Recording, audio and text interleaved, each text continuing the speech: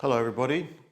Today I'm going to be doing a book review and it's on the topic of impact investment, and the book is this book here titled Impact Investment. And the reason we're going to be talking about impact investment and its relation to private equity I'll discuss in a minute. But let me explain what impact investment is for those of you who are not familiar with the term. Impact investment is a form of investment according to which you try to have a double objective when you invest. The first one being that you invest to make a profit on your capital, and the second objective is to do some kind of social good. And the reason impact investment is something a bit unusual is that traditionally people would be on the one hand engaging in philanthropic activities and giving money away or giving development aid away in emerging markets. On the other hand, investing to make a profit. And impact investment is premised on the fact that you can reconcile the two and do both together. Is that actually working? Well, impact investment's been a trend over the last 10 years and the jury is a little bit out still if that will actually work. But see my separate video in my technical corner about impact investing. So why am I talking about impact investments in a private equity channel? Well, the reason is that impact investment intersects with private equity in the area specifically of the mid-cap market in emerging markets. In other words, mid-cap emerging market private equity funds end up doing a lot of social good as part of their investment process. So that's why we're going to be talking about it today. The book itself is authored by two people. It's Anthony Bug-Levine and Jed Emerson. And Anthony's background is with the Rockefeller Foundation, which is one of the centers of excellence for impact investments, because the Rockefeller Foundation then led to the Global Impact Investment Network, as it's called now. And Jed is part of Heidelberg University, which is the kind of European center of excellence for impact investment. Now, as far as the book goes, there's definitely no doubt that both of the authors are quite passionate about impact investment and really like the idea of investing for a dual objective or for a profit. The question is, does it really work? Does impact investment really represent a viable asset class? And that's what this book is trying to argue passionately, but ultimately not entirely convincingly.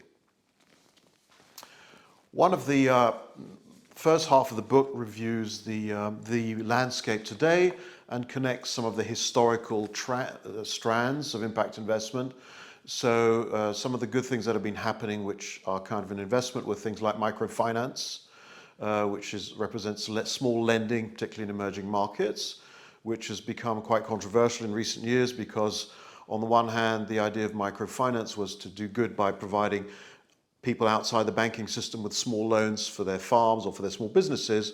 On the other hand, people who've set up microfinance operations in recent years have done very well with IPOs and with making personal profits for themselves, which sort of goes against the original idea. So there's a bit of a debate going on about that. And the other area, which I'm coming to now, is the question of externalities of private equity in mid-cap markets. So let me give you an example of what's called an externality, which is something different from impact investment. So a friend of mine was managing a fund in East Africa. It's a mid-cap fund. They invested in a mineral water factory in an East African country. And they thought, so they're basically investing to make a profit, to turn the company around and to exit it after 5 years and so forth. And so, but then they thought, well, while we're building this factory, why don't we stick a few taps outside of the factory and let some of the people from the local village get access to free water. It doesn't cost us anything and it's a nice gesture. So it was basically an afterthought. It wasn't a primary objective of this investor. What happened was a few years later there were riots, there was some social disorder, but the locals surrounded the factory and protected the factory from being ransacked by crowds, whereas the other factories suffered that fate. So in fact, it turned out to be a very good investment for that particular fund manager, although it wasn't his primary objective.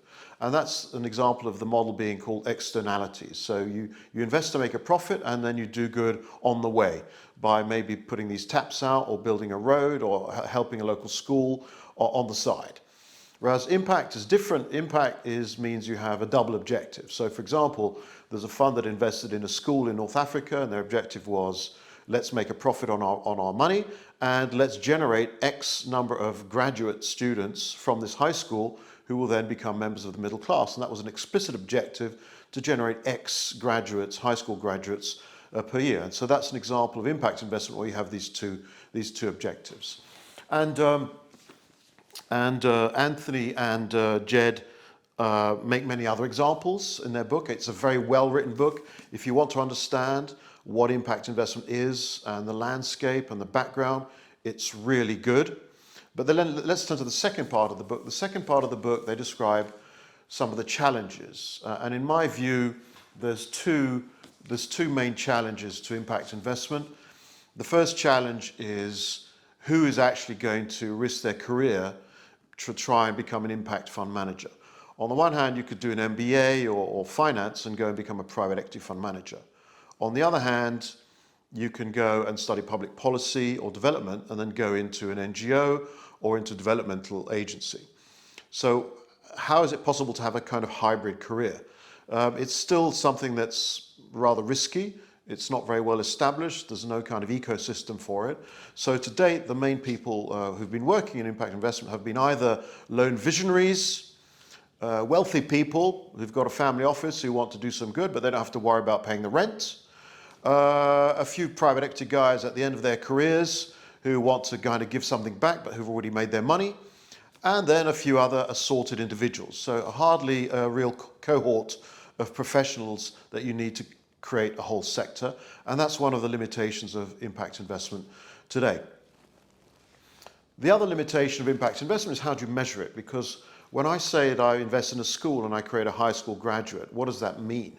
Does that mean, what is his grade? Or for example, let's say I invest in an African village into renewable power and I want to create electrify a village. What does that mean? How much electricity? So it's easy to measure the return on capital. It's the money multiple, it's the IRR, but how do we really measure impact? What does it mean to reduce illiteracy? What does it mean to improve health? It's difficult to measure those in a very precise way, and that's always been the problem. So that's really, let's say, a kind of a work in progress. We've got what's known as the IRIS standards, IRIS, which is a kind of system to try and measure impact, and that's very much a work in progress. And I think these guys do a very fair job of identifying some of the challenges of impact investment. My personal view of impact investment is that it's always going to be something of a niche. It's going to connect with private equity, either in the emerging markets where a mid-cap fund will do social good anyway, or with the big buyout funds where the billionaires who've made all their money start feeling a bit guilty at the end of their careers and set up some kind of impact fund. So I think that's where private equity and impact will intersect. But generally, very good book if you want a quick read in a day or two, and you'll know what you need to know about impact investment if you're working in private equity.